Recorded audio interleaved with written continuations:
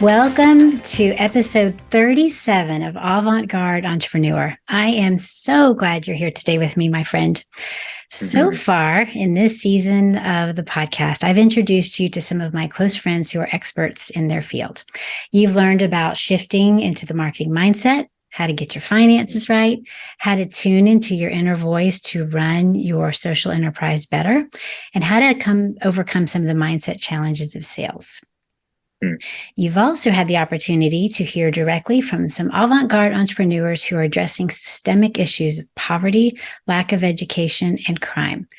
The first two, Aisha and David, were founding members of Avant-Garde Entrepreneur Academy, which launches again in August.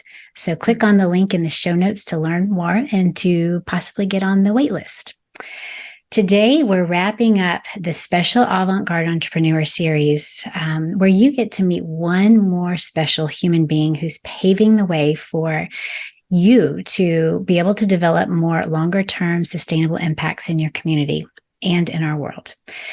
As a reminder, I created the term avant-garde entrepreneur to keep people out of a box. It's not a classification.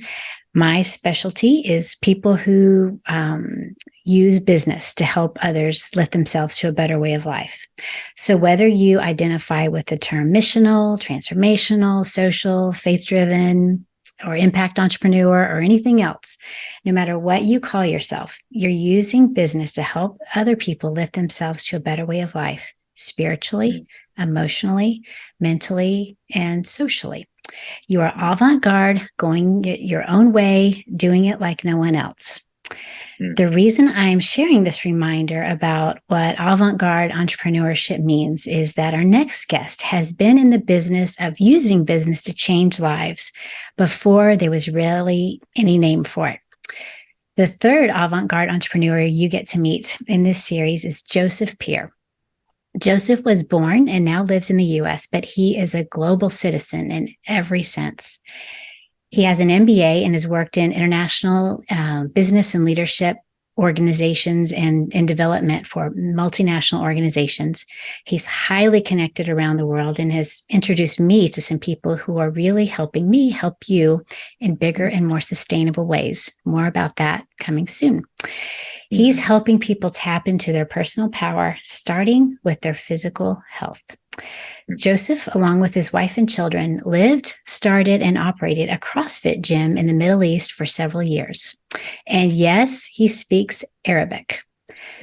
Today, Joseph is the owner of Crescent Tactical Fitness in the state of Tennessee in the United States. Not only does he own and operate the gym, but he coaches others who have a passion to use their fitness business, their gym, as a way to lift the spirits of others and help them improve their lives, starting with their physical health. And he also coaches entrepreneurs like you around the world, encouraging and mentoring regarding strategy, leadership, mindset, and efficacy. Joseph is passionate about helping people tap into their personal power through physical, mental, emotional, and spiritual aspects of their lives. One of the many things that sets Joseph apart in terms of entrepreneurship is that he has taken his business full cycle and passed it on to the next generation. And no, he is not 100 years old. He is quite young, actually. And he has graciously agreed to share his experience and wisdom with you today. Joseph, thank you so much for being here. It's truly my pleasure to be here with you, Tricia. Yeah. So Joseph, tell us a little bit about yourself. You know, a lot of our listeners, they aren't from the United States, but they know about the United States. So give them a little hints into what it was like for your life. Like, where did you grow up? Yeah. So for me, grew up until I was 12 in the northern part of America in Michigan. And all my family is from that area, aunts and uncles, and my parents grew up there. And then when I was 12, we moved down to the south in Georgia. We lived there for 3 years. And then we moved kind of into the middle in Tennessee. And that was where my high school was. Went off to college, studied chemistry, and met my wife. And then we actually moved over to the east, to Georgia, and on the East Coast into Savannah. We lived there for 5 years.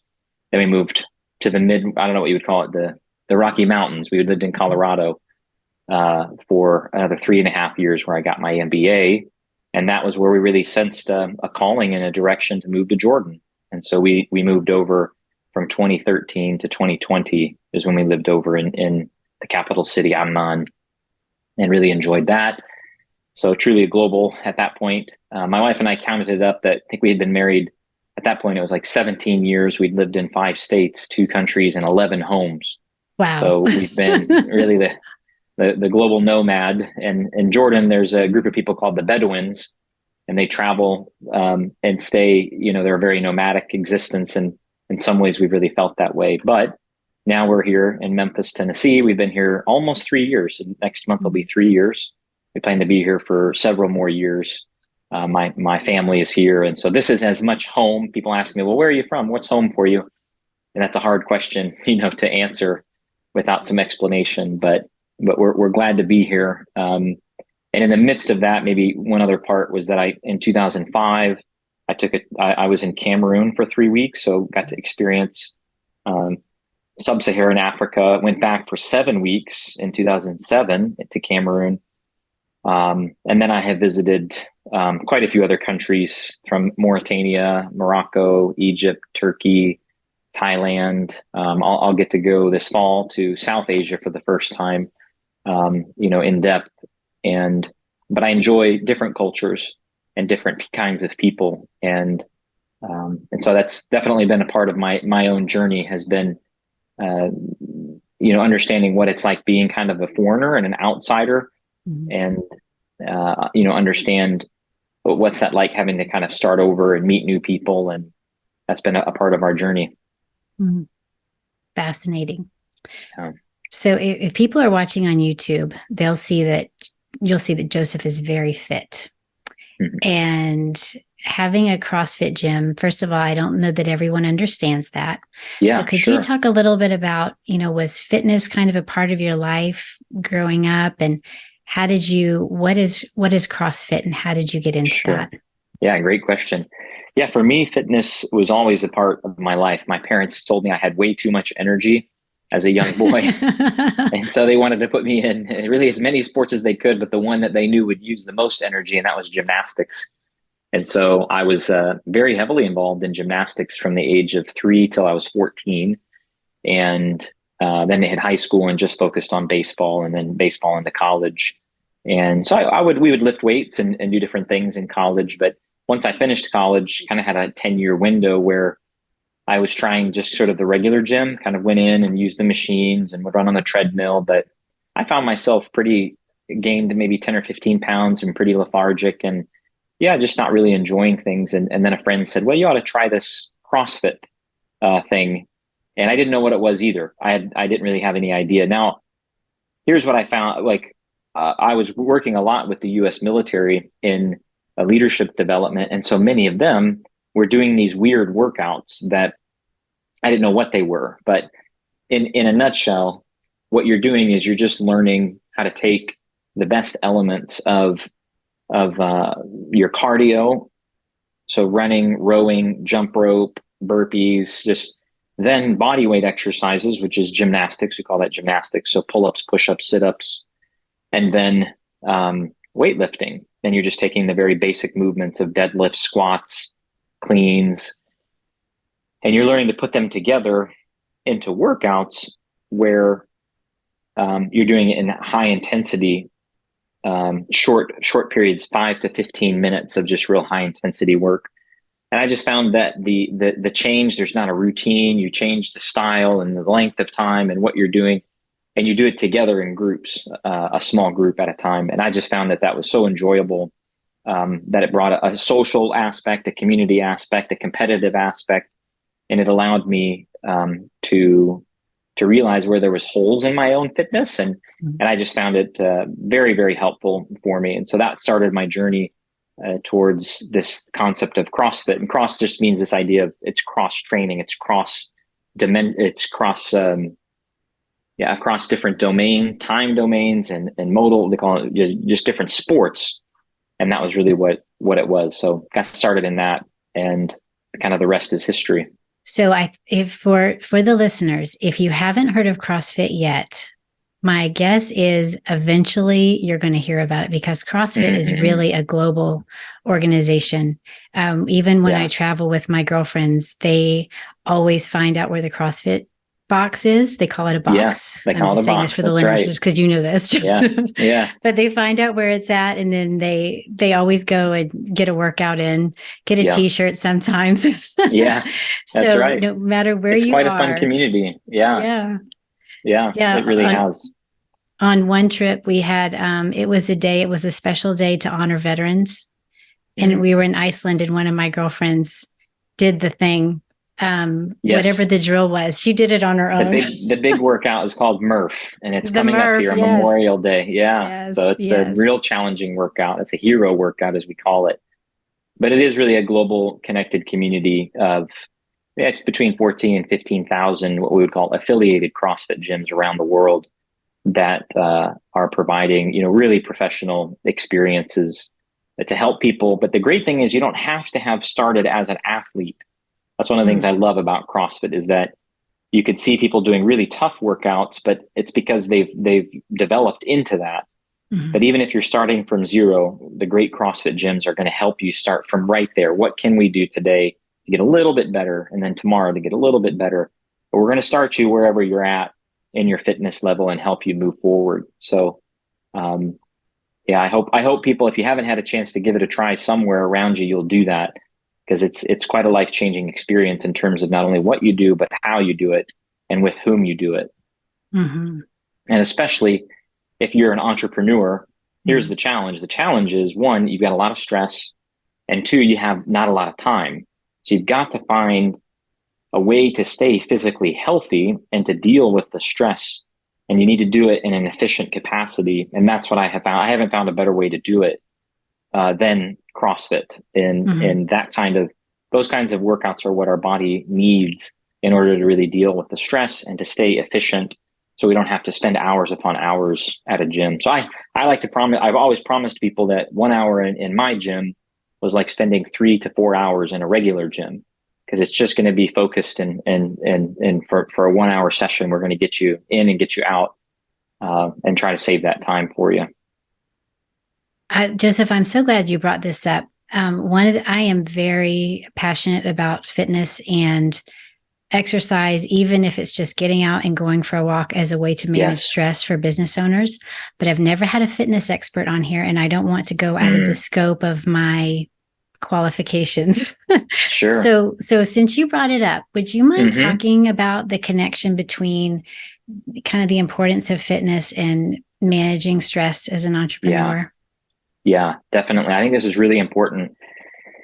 And not only in for many people, especially if you're owning and operating, not only owning a business, there's stress in that, but if you're trying to do it outside of your own culture, there's a whole nother amount of stress that comes from that. So trying to learn another language and having my wife and 3 children in a new culture, like that was a whole nother level of stress. And so what happens just is that our bodies, it's a simple hormone that gets released when you're under stress of any kind, cortisol, and your body has to figure out, it has to deal with that in a very efficient and effective way. And you can either do that one of two ways. You can do it in ways that cause problems, which would be drugs, workaholism, or you just avoid it and your body really pays for it. You can kind of mask it. But the best way to get rid of that, and a lot of smoking is a way they take the nicotine sort of masks the effects of the cortisol, but your body's still dealing with it. But the best way to deal with the cortisol really is exercise. That's what helps our body produce the kinds of hormones that counteract the cortisol and help clear it from our body. And then nutrition is extremely important because of the hormonal response when we eat really the correct foods and the right proportion of them. That's another big part of CrossFit and just good health, is the proper balance of protein and carbohydrates and fats. And that's also a real challenge in the world. And then the third part is sleep.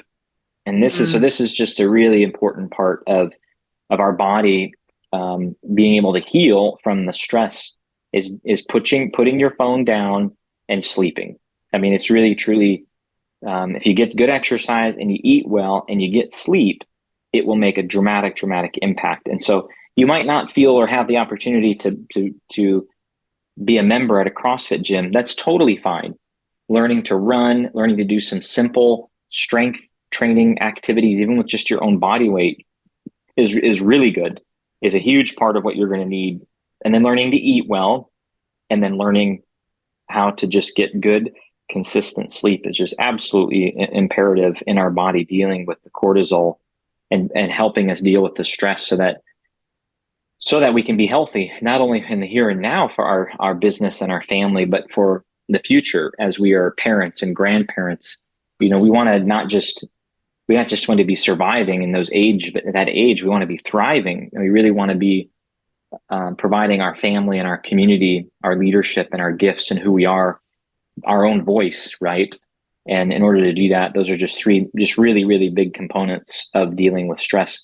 I personally too would say that the two things that research has shown that helps us deal with stress the most is the first two are exercise and meditation. So having a spiritual rhythm to your life. And so for me, that started even when I was back at 17, was beginning to read the Bible on an everyday basis was just a huge part of being able to deal with stress, and on into all my time in Jordan and beyond. But just being connected to God on a consistent basis each day helped build hope and faith and love and perseverance, because there's a lot of hard things that happen.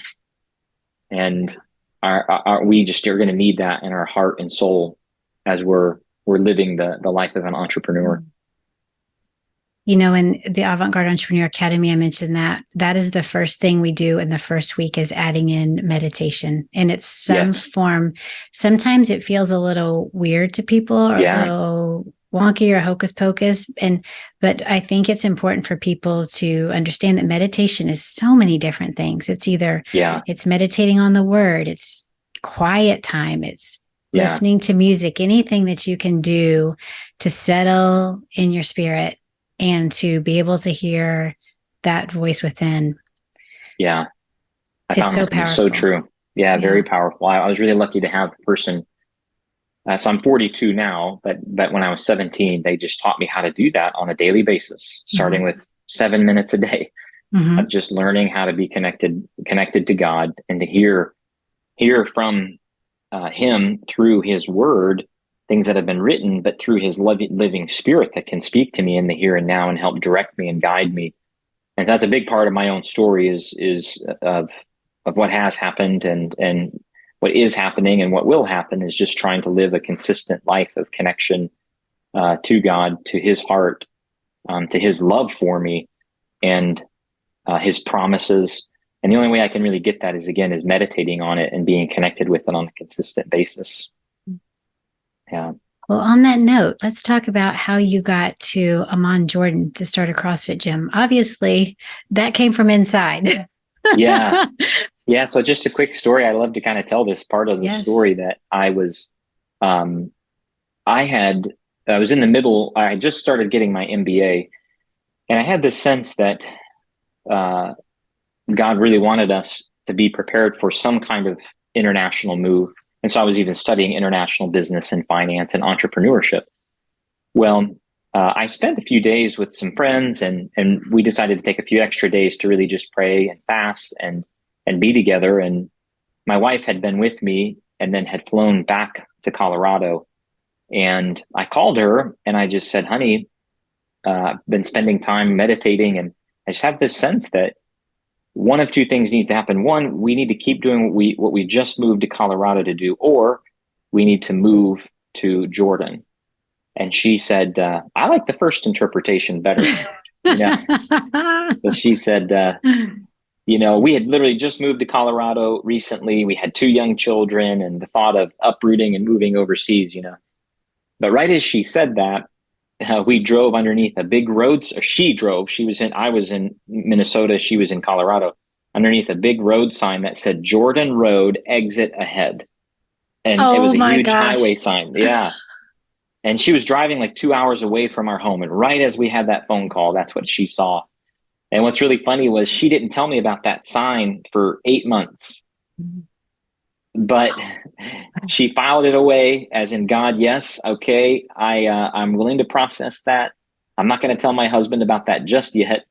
And what it ended up being was really both of those things. Was we spent another like 2.5 years there and finished my MBA, and then we ended up having 3 companies that called me and said, would you be interested in doing a contract with us? And we want to do international business, and we want to do it over in the Middle East. And I said, really? Well, what would you think about Jordan? And they said, great. And so as we moved over to Jordan, we kind of had those 3 businesses that we were working with.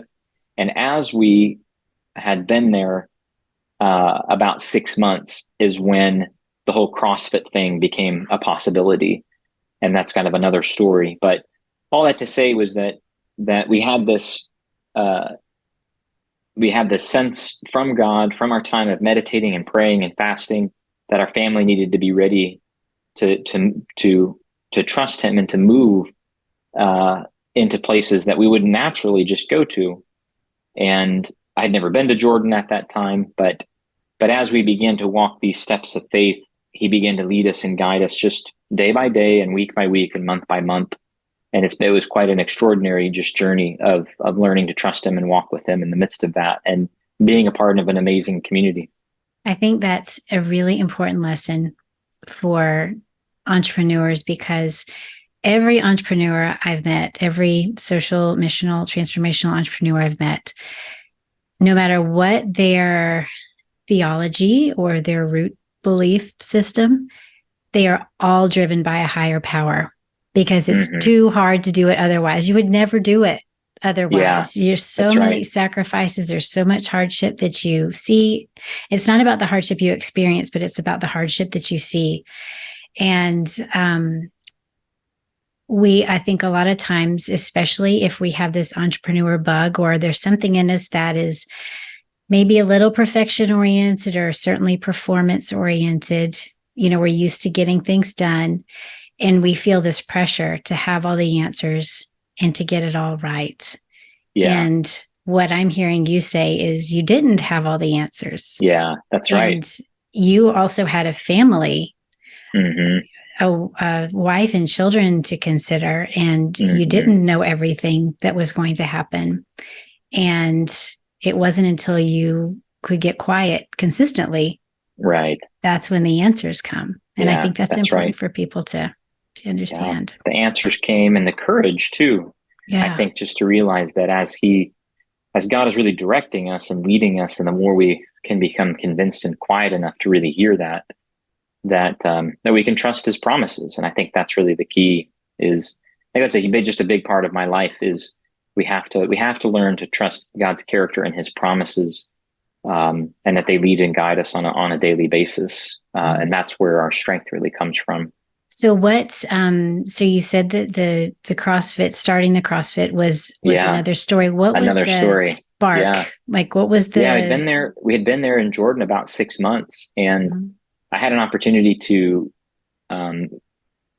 potentially do some Fulbright, what's called the Fulbright research project. But again, spending some time meditating, and there's this story in the Injil, or the New Testament, where right before Jesus is leaving the earth, right before He was to be crucified and then be resurrected and raised to life, there was a woman who came, and she broke her alabaster flask and poured it on Jesus's feet and on His body.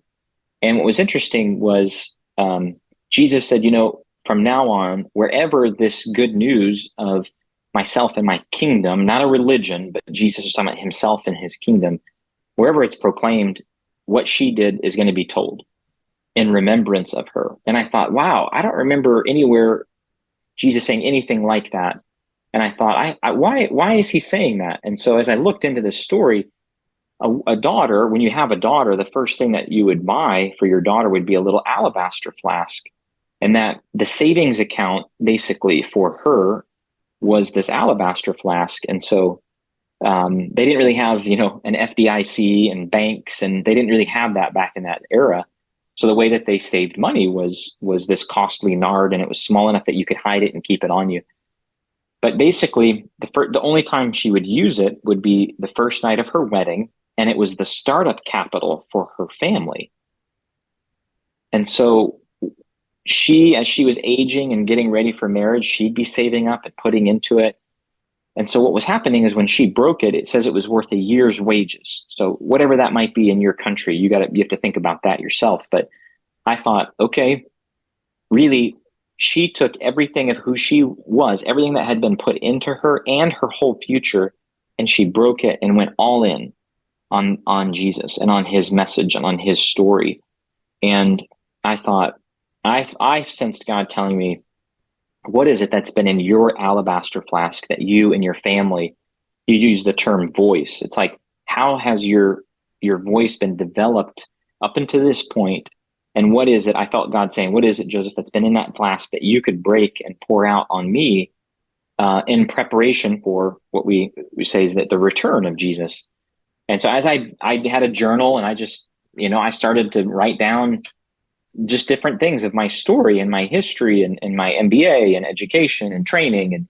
And as I did that, I came away and I thought, you know what? I think maybe having owning a CrossFit gym would be the best fit of my alabaster flask. And it was the very next, in that week, I finished the workout. There was only one CrossFit gym in all of Jordan at the time. There's a huge wait list. It was on one side of town. And another guy, he was actually an Iraqi friend, and he was kind of a new friend. He said, let's go grab something to eat. We went out to eat. And he said, out of the blue, he said, have you ever thought of opening your own CrossFit gym? Yeah. And I said, well, that's funny you asked. Why would you ask me? But only in the last week, I've started to think about it. And he said, man, I just don't know. I think you'd make a really good owner of that. I love CrossFit. We need it here in this country and in this region. And my family and I have helped start 2 businesses and franchise them all the way out into the region. And so here's this Iraqi guy, and he says, let's do it. Let's open a CrossFit gym and help bring health and fitness to the region. And so I just thought, well, okay, I think this is something I really need to think about. He said, I'll be a 50-50 partner with you. And that started this journey of where we began to really think about it and talk about it. And fast forward about 8 months, and we had the doors open and the proper certifications, and we started the gym. And it was, you can just see kind of step after step. And at that point, you're just taking you're putting one foot in front of the other and moving that direction and trying to stay connected to God and asking, is this the right step? Is this the right people? Is this the right place? And little by little, it led to our opening in October of 2014. So yeah.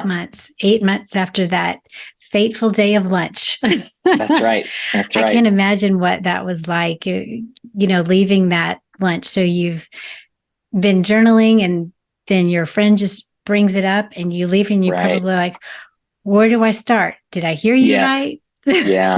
And it really does become just sort of one foot in front of the other, day to day. Yeah. Just what today could I do to move this forward? And I'm still trying to learn Arabic and still family and all of that. But, just piece by piece, it happened. And it was just an exciting thing to really be a part of. So was it well received? I think it really was. I think our side of town was really desired it, and we had a great team to get started with it. I think we ended up, especially through the years, we ended up with just a phenomenal team of coaches. There's 4 levels of coaches in CrossFit. We ended up with 5 of us that had their level 3 certification, which I think there's probably only 5 to 10 gyms in the world that had that level of coaches, that number and that level of coaches. And it was well received. So we just had a great community of people. And we really loved being a part of seeing the health and fitness of people dramatically improve, and to be a part of that community. And a part of that journey too was 6 months later that we had been open. And this is a big part of my own story is I was there one night, a Jordanian guy walked in the door, and he asked me where I was from. And I said, well, I'm from America. And he said, oh yeah, I just got back from America. And I said, really? I said, where were you? And he says, Memphis. And Oh I my said, gosh. really? Yeah. I said, that's my hometown. Yeah. I said, what were you doing there? And he said, well, I was with I was with these Saudi Arabian guys for 3 months. And I said, were you doing CrossFit at my buddy's gym, CrossFit Hit and Run, Memphis? And he said, looked at me and he said, how'd you know that? And I said, well, just yesterday, my friend had posted on his Facebook a photo of a plaque written in Arabic. And I messaged him and he told me he was training these guys. And he said, yeah, well, what if can I talk to you alone real quickly? And I said, well, sure. So we go up to my office and he says, listen, I'm a part of the Jordan military and we're building a gym and we need someone to be our consultant to bring in the equipment and to train us. And he said, I had no idea you were here. He said, I just looked up CrossFit Amman and yours looked like one of the best ones. So I came in here tonight to try and meet the owner. And he said, we're a part of the special forces community of Jordan. And we need someone. We're finishing this building and we need someone to bring us the equipment and to train us. And Wow. so, yeah, so it started this friendship with this guy. I have a photo up here just behind my shoulder where we became really good friends. I brought in the equipment, began to train him. And that led to, in the next 5 years, I ended up working with all three, or there's different special forces units within Jordan that each needed help with their gym and with training. And so really was able to do that and work with them over the next 5 years. And it was just an incredible experience of getting to not only run the gym and working with just the people of Amman, but also getting to work with the Jordan military and helping them in their strength and fitness and health. And so certainly didn't expect that. I mean, that's just one of these things where what's the chances of that happening, right? Yeah. This guy, Memphis isn't even a military town. There's just a private company that does some training and they had these guys in town and that was how it all transpired. And that's the beginning of a story that's a much longer and even bigger story of this guy. He's really had become my friend. He ended up being killed in action in about, after I met him, it wasn't quite a year, but on March 1st, 2016. And, but he is an incredible hero in and of himself. And it's a big story of all that happened. Such incredible insight from Joseph Peer, seasoned entrepreneur, fitness expert, mentor, and I have to say, one of the finest examples of a global citizen that I've ever met. Joseph has so much wisdom to share, not only about the technical aspects of business, but about the being of business, how to be still, how to connect with your higher power, to divine inspiration, so that you can do more and be more than you could ever ask for or imagine on your own. I'm pushing pause on this interview with Joseph, and we'll pick back up in episode 38 of Avant-Garde Entrepreneur. Stay tuned. I'm so excited for you to hear more of Joseph's story and wisdom.